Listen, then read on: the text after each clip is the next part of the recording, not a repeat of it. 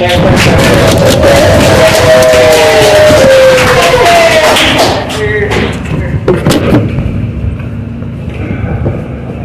you. I'm going to move around a little bit. That's cool. Thank you. I'm Sherry. I'm an alcoholic. I'm very honored to be asked to come and speak with you guys. Share a little bit about what I know about unity and what it means to me. So, I started dating January 21st, 2019. I'm very grateful to be here today. Unity for me means you guys saved my life. Plain and simple. Unity is something I had always searched for, even as a young child, and I couldn't find it. You know, loneliness, right? Loneliness is something that I don't deal with very well at all, and you know, add in alcohol, add in all the other things, character defects. You know, my life is just a mess. But unity is means a lot to me. So, I want to read something from the 12 and 12. Pardon me, I'll put my spectacles on. So if you have a sponsor like I have a sponsor, we always start at the very first page in the big book. We always start at the very first page in the 12 and 12. And in the forward of the 12 traditions, or the forward of the 12 and 12, it says, AA's 12 traditions apply to the life of the fellowship itself. They outline the means by which AA maintains its unity and relates itself to the world about it, the way it lives and it grows. That is very true for me. Very true for me. Like I said, when I first walked in the rooms, I was lonely, I was broken, lost, family, lost relationships, lost friends. I didn't have any other solutions. Alcohol at that point stopped working for me, and I was facing the bitter end.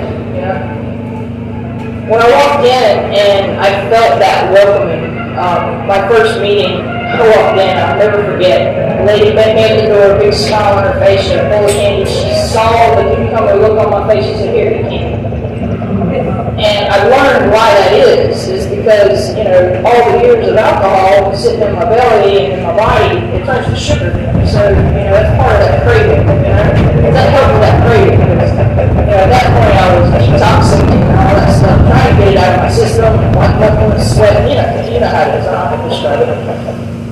And that meant so much to me. It meant so much to me. Because I'm the type of alcoholic that when I get into that state of mind, and when those character defects take over, and when back in my drinking days, I would isolate. I'd push people away, because I thought I could fix myself, I could fix my own problems. And it just wasn't the case.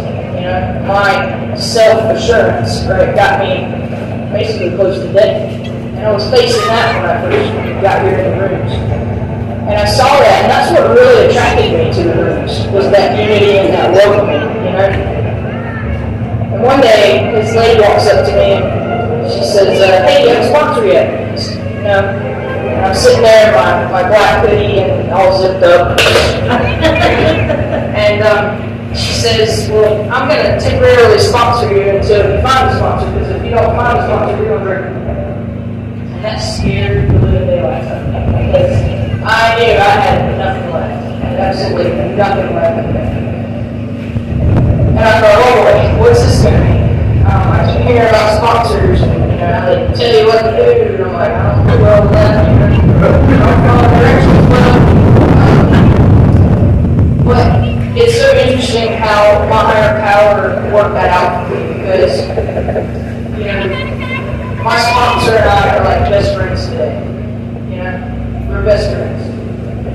We have that unspoken language where we just look at each other and laugh at each other's things. That's because we talk a little bit. We did. Try to talk a little more. She's my husband. But, she started showing me that, the unity of AA. She started putting me in the middle of women in the program. Because that's what I needed. We would go out and eat, we would go out to dinner, and it was just fun. And that's where I saw I had all this in common with you guys. Like, oh wow, I'm not the only one that feels this way. You know? Oh, you feel that way too. Oh, you went through that. Oh yeah, I did that once. You know? And it, just to share that and have that in common with somebody just says so much to me. It started to make me feel safe. And that was for the first time I ever really felt safe in a large group. You know? And it allowed me to put some trust in it. You know? And then soon after that, we would start doing step work, and we would go out on jet skis, and we would go out to kayaks, and it was so fun. She showed me, you know, you can have fun and sobriety. You have fun and sobriety. We would come to meetings that would be meetings, and we would come to Unity Day and Alphathon and all that. Man, I had so much fun, just so much fun. And I think back, and I'm like, wow, that if it hadn't been for that unity, I would have stayed. If it hadn't been for that friendly face at the door saying, here, eat candy, I probably wouldn't have stayed. I probably wouldn't have kept coming back, you know? So, again, we would go through the 12 in my step work. And it got to be really fun because we got into kayaking a lot. I lived in Denver, North Carolina, so it was right there at the lake. And we would meet up a lot. She broke her foot. I just want to have that habit of wearing her foot for some reason. But I would pick her up, I would carry her, and I would set her in the kayak. And we would go out and watch the sun come up, and we would do a daily reflection and read out the big book. And it was so fun, it was so nice. And we just have so much fun, so much fun. That brought me into the fold. It brought me into the fold. And it started teaching me the importance of why I need all of it. You know? Through your experiences, when I sit in meetings and I hear you share your experiences, you know, I relate to that so much. I relate to that so much. And I learn something every single time. Every single time. Something I've had to come to accept lately. So the traditions, you know, they tell it. You know, I just read that it's important that we have the unity, right? Our lives literally depend on it. On page 131 in the 12 and 12, it says, countless times in as many cities and hamlets, we reacted the story of Eddie Rickenbacker and his courageous company in the plane crash in the Pacific. And I'm just gonna, so Eddie Rickenbacker, he was in World War I. He was an ace pilot. He was very well known. And in 1942, his plane crashed, and he and his crew in the Pacific Ocean. They survived for 24 days on rafts, and they were being attacked by sharks. One person died, but they reckoned got out of their life. So that was the big news at the time, right? How well they saw that their common welfare came first. None might become selfish of water or bread. Each needed to consider the others, and in abiding faith,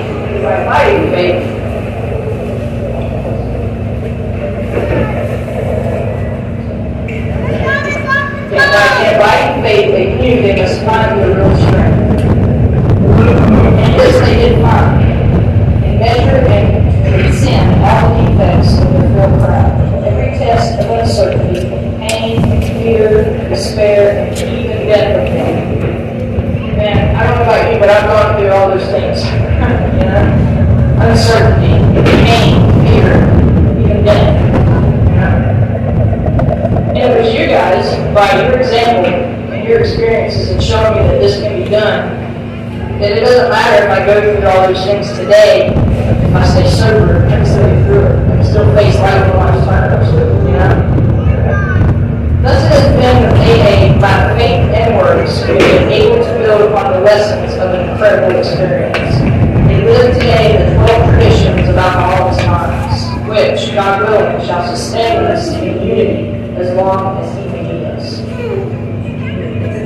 When I first went through this with my sponsor, she always had me underline and highlight whatever book we were reading, whether it was out of the big book or whether it was out of 12 and 12. And I wrote this, when I was first taking step one, and I wrote and I underlined it, why I need community in AA, because I knew you guys were saving my life. I knew you guys were saving my life. And, you know, when I say I stand up here in gratitude, it doesn't matter if you're a day sober, it doesn't matter if you're 30 days sober, it doesn't matter if you're 30 years sober. Thank you for your experience and being here, because if it was not for you, I wouldn't stay. Thank you.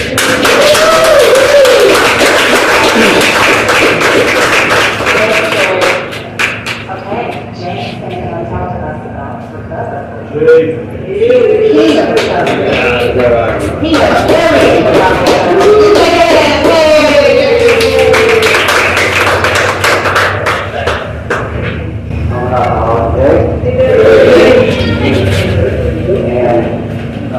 Originally, Jason was going to talk about recovery, and then he asked me to do it because he had a baby on Friday, so see Jason, congratulations on that. And I let y'all know I'm very nervous, but I did, I kind of done the presentation, but I just done it out in the parking lot, but I had more time to prepare, but I did not use the correct so, something I always like to point out is that whenever we talk about Alcoholics Anonymous, I mean, it says it right on front, well, to me, that is Alcoholics Anonymous. This is like a gathering of Alcoholics Anonymous, we have meetings of Alcoholics Anonymous, but to me, this is Alcoholics Anonymous. This is what saved my life in that book. And so, I was going through there, and in the form of the first edition, to show other alcoholics precisely how we have recovered is the main purpose of this book. So it tells us, what this book is for. The main purpose is to show other alcoholics precisely exactly how to recover. And then on page 17, and Sherry really touched on it, but on page 17 it says, basically, I'm paraphrasing, we're connected by a common peril. We all have a common problem, right? We're drowning ourselves to death to get here. But that's not enough, that's not all. We also have a common solution. So that's something else that I really love about this book, because I know that when somebody's been through this book, they speak the same language out there. They understand what they get. And then I put them through there and it says, so on page 44, it says, in We Agnostic, the book after, it says, when I honestly want to, I find that I can't really hide, or when drinking, I have a little control of the amount I take. That's what the book after. So, and then the book tells me that if that's the case, then I'm probably alcoholic, which it was the case. So, and then it goes on to tell me right on 44 that if that's the case, then I'm suffering from something that's going to very complicated.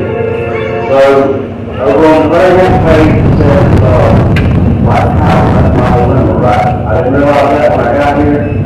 Y'all showed me, my father showed me, y'all explained to me that like power, that's my dilemma. And the solution to like power, they're all that I'm sure and that's how I have to be a power greater than myself. The book says obvious, like it's on sentence, obvious. Because I'm hard for that. So on page 45, we are not where power we're trying to power. That is exactly what this book is for. It shows how to find power. It will enable us to find power. Ready to go to solve all the problems. That's what we're supposed to do, right? Knowing how to recover and the way we recover is by finding power in everybody else. And, I say all that, and then I'm gonna talk about the best work now and how they call me, and I know y'all heard me say this, but Rick Wilson used to say, the directions are in the book. The directions are in the book. And I would hear that. And I really didn't like it when I first started writing. I'm not going to tell you the truth. You know what I'm saying? He was saying honest things to me, and I'm coming from the streets, and I'm not used to hearing the truth. I'm not used to people being honest with me. my feelings, you know, it offended me.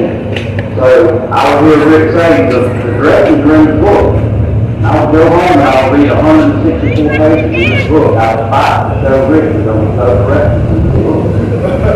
And I've done that probably a dozen times. And I've never seen one set of directions in this book anywhere. So what happened to me is I had to give a sponsor, and the sponsor, he took me through this book right here, Out the Promise. And so, you know, we talk about the problem,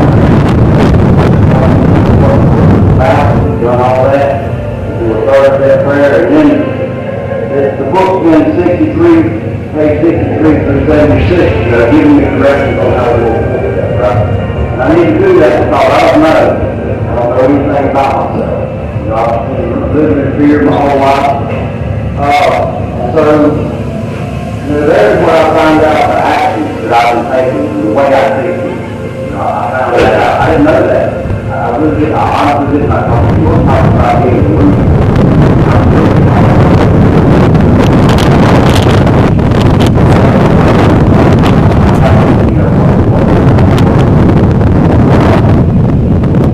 And then, you know, also what I found out in the fourth step is that, you know, I thought I just lied sometimes. I didn't think I was lying. You know what I'm saying? There's a difference there, right? And so that's what I found out. The losing is real, it's wrong. And so, but that's what I learned in step 4, and then I go into step 5, and the directions are in the book are around page 72 to 75. And then I get to unlearn all the stuff that I've done in my 4th step and share it with another person. And for me, y'all, that was the very first time. Hey, there's a trash can in the back of the car. That's right. There's a trash can in the back of the car. It's trash can away. So in the 5th step, you know, I was completely honest with somebody. That was the first time in my whole entire life I was completely honest. You know, I was 35 years old the first time I was and, you know, they tell me that there's a lot of reasons for that. He helped me find some character defects that I had overlooked in my 4th step. And, but I also had a connection with another human being. The first time in my whole life. And then, in 67, in the big book, there's a prayer in there. In my opinion, there's not a whole lot in the big book, but I, you know, like I said, I have problems that I got somebody I can go to. But in 67, there's a couple paragraphs, and there's a prayer in there. So if I really want that prayer, I have to do that. And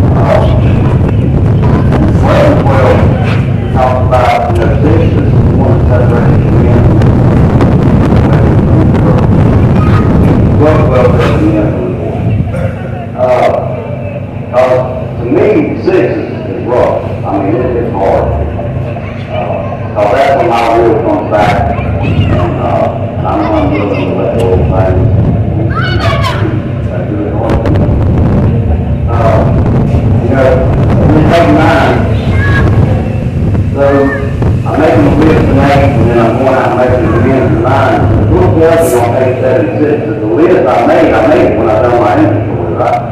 So I made this list of people that I'm going to amend to, and I go out and 9, and I'm sure everybody has, maybe not everybody, a similar story, but when me and my partner going through the work, and we was on step 8, and then I went and made an amendment to somebody, and it went absolutely horrible. I mean, it was terrible, and I was like, this is bull crap, and I was like, I just doing this is awful. And I called my partner, and he said, you're on 8. Like, what are you making a music? Well, 8, that's step 9. You're not on step 9, you're on step 8. Oh, okay, well, and then, later on, whenever I would follow directions and listen, and seek advice and counsel from people who had been through the 12 steps, before I heard back again, things turned out much better. And whenever I was discussed on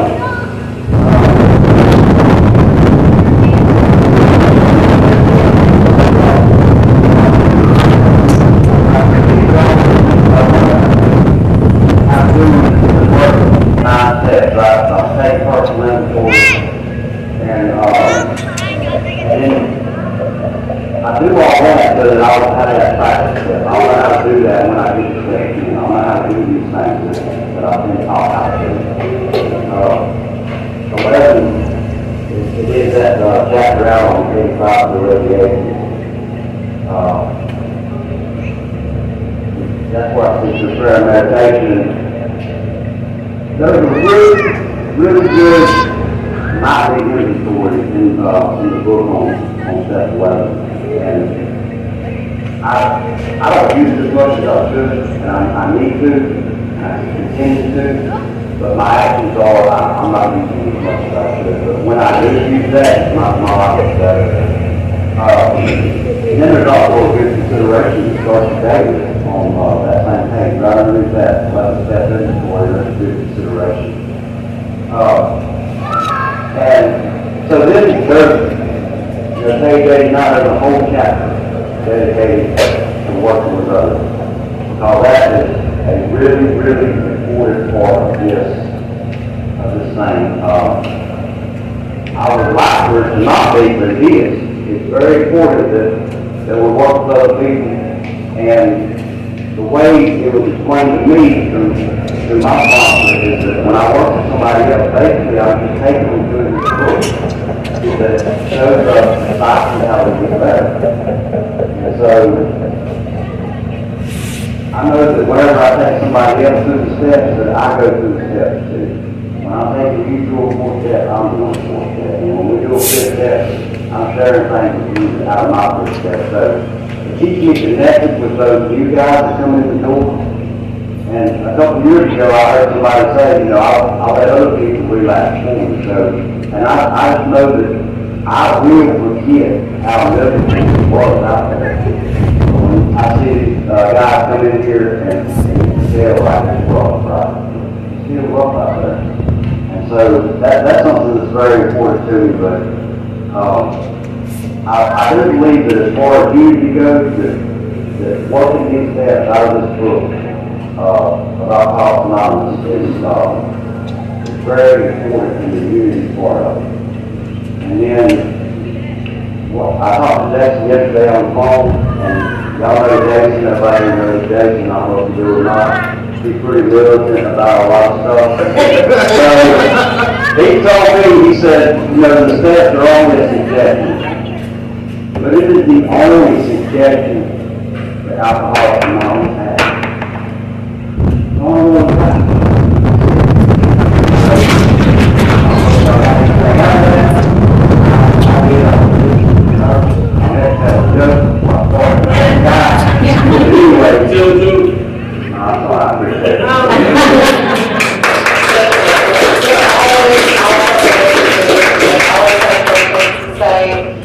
Real quick, we ran out of funds. That's my bad. I don't know how I miscalculated that. Apologies. But there's still a ton of food, so please eat. If you want to get on a 50-50 raffle we got going on, I see some more faces. Come see me after our last speaker, and we'll get some money given away to you guys. And then we have one more speaker who's going to talk on service for us, and that's going to be Mr. Chuck. So Chuck again.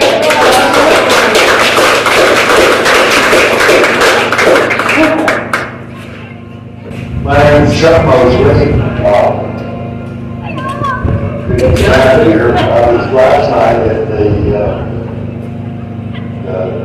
District 12 celebration of the Foundation of Al-Anon Anonymous. But I moved into Cleveland County, so I'm here, and this is my district. So I'm glad to be here today. I was asked. I'm an alcoholic. My sobriety date is November 11th, 1990. And I'm very grateful that I've had any alcohol in my system since that time. My home group is now the Shelby group that meets at the Shelby Presbyterian Church on Monday and Thursday evenings. And I'll tell you this, any of you that needs a meeting on Monday or Thursday, we would certainly love to have you at the Presbyterian Church in Shelby. We've got a great group there. You see the road right there. We've been coming in about 20 people for a meeting. and not long ago, there was much less than that, so that's a real positive for us. We are able to serve more people that are looking for recovery, when we have more numbers. You hear more stories, you hear more issues that come up. We learn what recovery is all about, and we hear from more and more people. Let me tell you just a little bit about myself, but I'm not getting right now. I want to get right into the service work. But I went 54 years before I found this program. And at that time, I'll tell you, this program really meant something to me. I knew I had to get help. I had been able to keep my job pretty much. I don't think I did the job that I could have done. I know I did, that I could have done if alcohol had not been in my system on a pretty regular basis. I never got fired from a job, but I got threatened. 2 or 3 times I was threatened to get fired. So I watched what I was doing. You know how alcohol works. It's always around you. Hard to get away. So it's always standing by. Not always reaching for opportunity. Toward the end, before I got into the rooms, actually, that's when I really hit my work. My bottom certainly was showing in many ways. But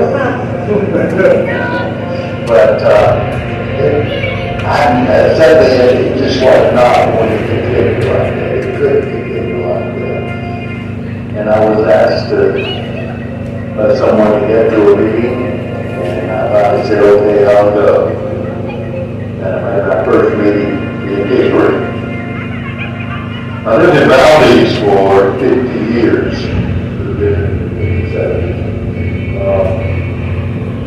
Great little town to live in, and I enjoyed it there. And it was a great place to get sober. We had some great meetings in Burke County, and I was able to find my sobriety there and get involved in AA. We were talking today, I know about, heard discussed today about unity and service work and everything that we're bringing out and see on the point we look at. That's important. I looked at Alcoholics Anonymous and had 3 phases. And the first phase is called drinking. We cannot find this program until we're able to stop drinking. So stop drinking has to be the number 1 when we come into these rooms. Number 2 is get sober. We cannot work this program all the way through. We cannot be working this program and be helpful to other people until we get sober. And the third thing is stay sober. And what basically I'm here today to talk to you about, I think, is the get sober part. Stay sober part, excuse me. The stay sober part, number 3. And how do we stay sober? We stay sober helping others that have the same problem that we do. Most of our problem is alcoholism, but there's more to it than just the alcoholism. People have all kinds of issues, and those issues will probably be the reason we drink. If you go back and think about it, life itself was at a level that you had as an escape, and you drank for that escape. So when you come here sharing your story as an AA meeting, that's one of the best services you will ever give. Because 9 out of 10 is going to be someone in that room that can relate to your story. Be someone in that room that's having an issue in their life that you share on how you're having that issue, that you share with them. And people can come out of that room much better off than it would when we went in. And I know it's happened in the TV so many times. So the service part of staying sober is giving it away. Giving it away and sharing with others, your story with others. It's giving away and helping others in any way you've been. I want to sponsor, and I encourage anyone that's got sobriety and a year or more of sobriety. I don't want to give you sponsors. Several good reasons for it. One of the first reasons I found out in working as a sponsor, I learned the steps probably better trying to tell someone else about it than I ever did sitting down that big book and reading it. I don't think when my sponsor and studying these steps. It's something about it when we're explaining it to someone else that gives clarity within our own selves. So I encourage you to get into sponsorship. You're helping someone else change their lives and it's changing your life at the same time. And it's helping you to stay sober. What service work is all about is staying sober. We'll go back to told you those three phases. I'm going to break it down out of the steps in the book, which I think is very critical. We have to sober or stop drinking. We stop drinking with those first three steps. You get those first three steps, how do you life? What's the main thing you do in the first three things? What's the first stop? Absolutely. You find out you know you can't do what you have tried to do for years and years, and that is control or stop the drinking. You can't do it. You got to have help. When we can't do it on those first three steps, that is no major number one power. But number two says there's a solution to this powerlessness. You must have power greater than yourself that you can depend on, that you can call on, that you can ask for the help that you need. From that power, you got to believe. And when we believe, then we can have faith about that the program works within us. So we've got to believe that it works. And then number three, we've got to be willing to work it. So that's where you stop drinking.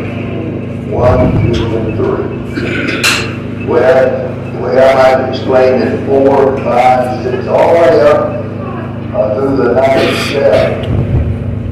All the way up to the 9th step works on us as individuals. Know that it helps us to change who we are.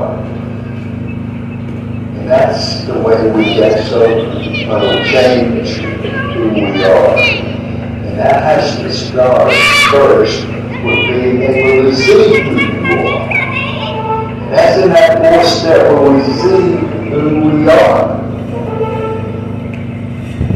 And then we go to a 5th step. We are willing to accept who we are. We're willing to accept the fact that we need help. We need to change. We need to make these things different in our lives. So in that 5th step, it helps us to do that. Now, understand why we act the way we did. Not only that, but doing that 5th step helps you also to do the things that are so critical for our program.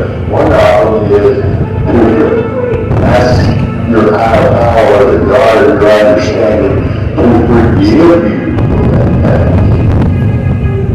You're open to Him.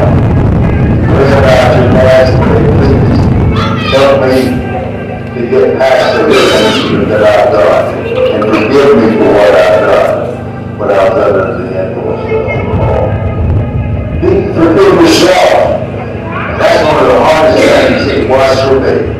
It's very difficult. We are so self-centered in our alcoholism. It's difficult to forgive yourself. You've been blaming yourself the whole time. You're blaming yourself that I did this alone. I blame myself that well, if you just knew how to drink, you wouldn't get into so much trouble. It was the fact that I couldn't drink well. It wasn't the alcohol at all. But I just could not control it. I couldn't drink the way I should drink. So there's that ain't happened about me. Okay, if I just let that happen, in fact, I went to the AA meetings. I thought you guys could teach me how to have it. And you have to do the right way. You gotta have to get by and stop at 2. You know, instead of 6.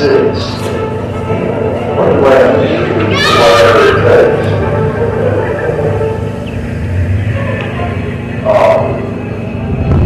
Go through that. It's 6 character defects.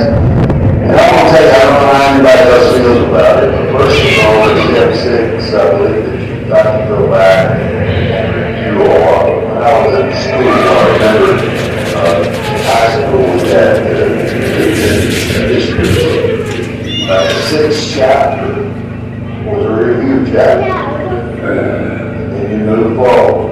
About the 6th chapter was another review chapter. We went back and covered the same area those other chapters had. And so in AA, we got a review chapter.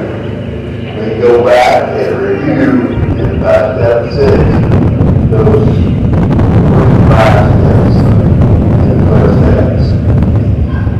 And the other thing about 6, my God had taken my character defects away. He gave me strength to work that no longer was controlled by her. But I truly believe that by those character defects and I working on them, that's how I changed who I was. So if those character defects had been taken away, I probably would not be here today. He didn't take them away, he gave them. He let me people so I could work on it. And that's the way I think step 6 and step 7 work. Work on is very good things. It gives you the power to work on. 8 and 9 is getting right with those around you, of course. And once we get right with those around us, then we should be able to stay sober. So that getting sober is up through 9.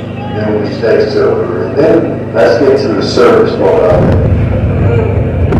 That's 10, 11, 12. And I think we've got to look every day on how we're doing, how we're working the program, how we're trying to help other people to take our inventory on a daily basis. And if you do take that inventory on a daily basis, you start seeing those opportunities that you have.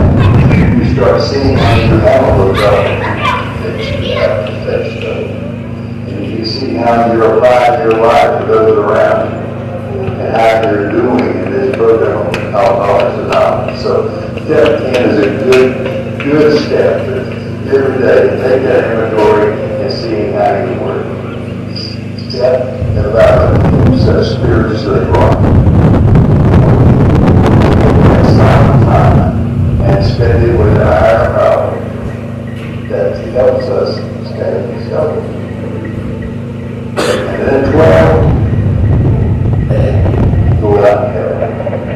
We hear people say you don't do anything there until you got a year in the program, all of it. I don't go along with that so much. I think that as soon as you get into everyone with this way, they start serving where you can.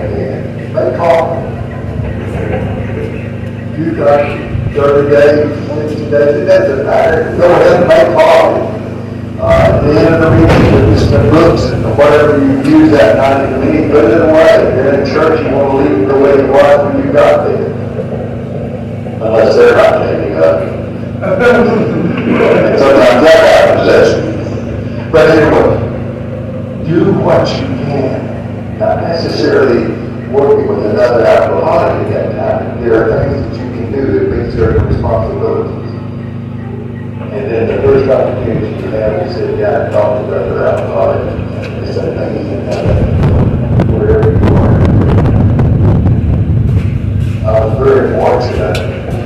My second sponsor, I had the first sponsor, and actually with the judge, I kept my first sponsor, and I called him my sponsor.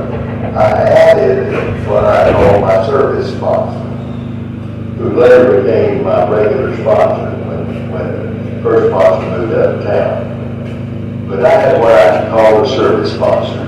And he would make sure I was doing certain things. And he would grab me when he wanted to go back to the left and call. And the boy is out and I open it. One of the things he told me, and I've tried as much as possible to keep this in my life today, he said, when you drive to a meeting, it's better to have somebody else in the car to go by and pick them up and bring them to a meeting. It's pretty good sense. And that man, very seldom I ever see him going to the parking lot without somebody else in the car. He drove all over Burke County. I'm not here. Make more service. He said, man, you got to do it. It makes no difference to these people out there. He said, you might be saving their life. He said, in fact, it's a good chance you're saving their life. And that's what service is about. These people die. They have that disease of alcoholism, right? If we don't get rid of it, it kills them.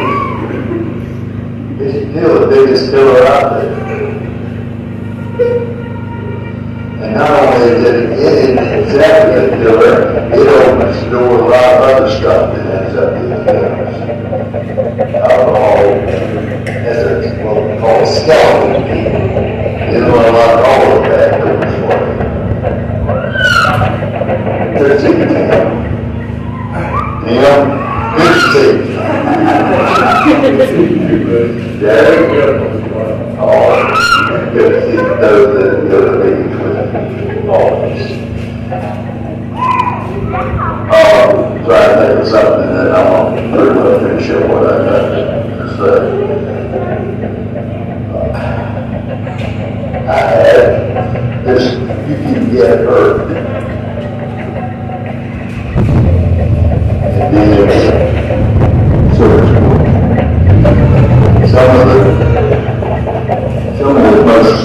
of the toughest things, those that really hurt, have come to me in service work.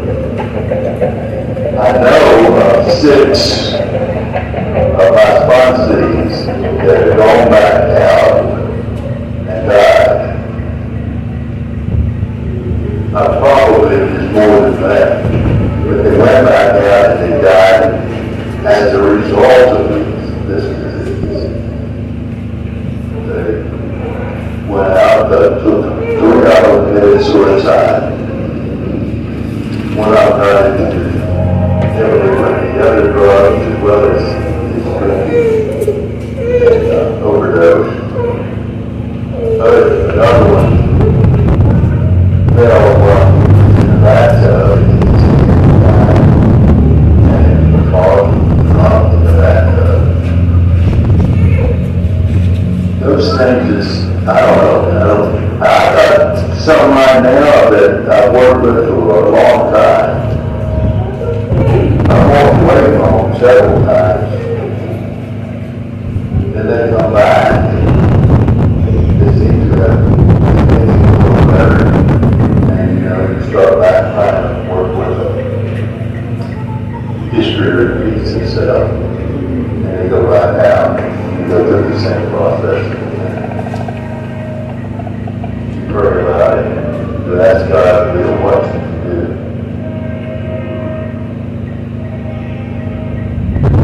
I don't know the answers in that part of service work. The only thing that I'm dealing with right now that I think helps me is tree service work like we do with the rest of our sobriety, one day at a time. Just handle what's in front of you, who you're talking with, and try to handle it. And just let the days go by. It doesn't depend on your higher power to give you the direction that you need to take. And when you feel like you need to take certain types of direction, go ahead. You know, it may go this way for a little while, and then your higher power can go back the other way. You don't know. Just do it one day at a time, and then as it comes along, you don't dwell in it until it hurts you. It hurts me, but on the other hand, the gratitude that I have received from my higher power, the gratitude that I can give back to my higher power, the serenity that I have in my mind and in my heart is a result of trying to live that one day at a time, trying to do what you feel like is the right thing to do. And if it's the wrong thing, knowing that God in your understanding that you know, you can turn back the other way. Good to be down here. Thank you so much for the invitation, Paul. Appreciate it. I don't know any of you, but I hope to start seeing you at some of the meetings I've been to. On my jump around see what it's like. I had a terrible one now to me. I don't have a car right now. I had a wreck that totaled the other car. Broke some of my ribs. That was all it did to me at the time. That I was aware of. But a lady in the other car passed away the following day. And I just haven't been able to get behind the car and drive. I actually drove 2 days ago for the first time in over a year. I still don't know that I can drive again. But that's someone else driving the other vehicle. And be about almost 90 years old, you know. All the kind of people who help me get around. And so I'm with those kind of people. I hope will get me around some of these other meetings are not necessary. But the blessing that came out of that wreck, even though it was a terrible situation, 2 weeks after the wreck, I said there was just anything down in my stomach and a double check. Again, to see if I had any other injuries that they were unaware of, and it had a tumor in my bladder, a large tumor that was cancerous. If I had not had that wreck, don't tell me how long it would have been before that was spotted. So even the worst experience I can remember in my life turned into a real blessing, and that's the way God takes care of us.